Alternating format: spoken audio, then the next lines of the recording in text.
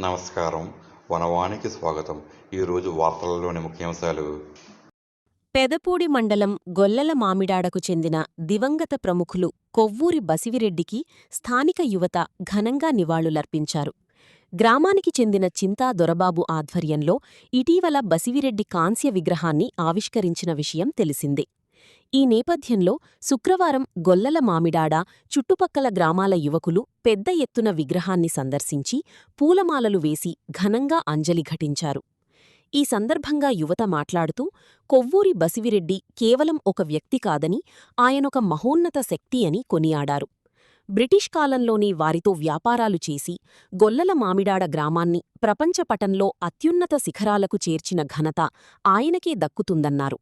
అలాంటి మహనీయుడిని స్మరించుకోవాల్సిన బాధ్యత రెండు తెలుగు రాష్ట్రాల ఆంధ్రప్రదేశ్, తెలంగాణ ప్రజలందరిపై ఉందన్నారు. బసివిరెడ్డి తన వ్యాపారాల్లో వచ్చే లాభాల్లో కొంత భాగాన్ని పేదల దానధర్మాలకు వెచ్చించారని యువకులు కీర్తించారు. ఉమ్మడి రాష్ట్రంలో మద్రాసులో సైతం ఆయన కొంత భూమిని పేదలకు దానంగా ఇచ్చారని గుర్తుచేశారు. అంతేకాకుండా తాడేపల్లిగూడెం, నిడదవోలు, గొల్లల మామిడాడ, సామర్లకోట తదితర ప్రాంతాల్లో పెద్ద ఎత్తున భూములను పేదలకు పంచిపెట్టిన మహాదాత అని కొనియాడారు.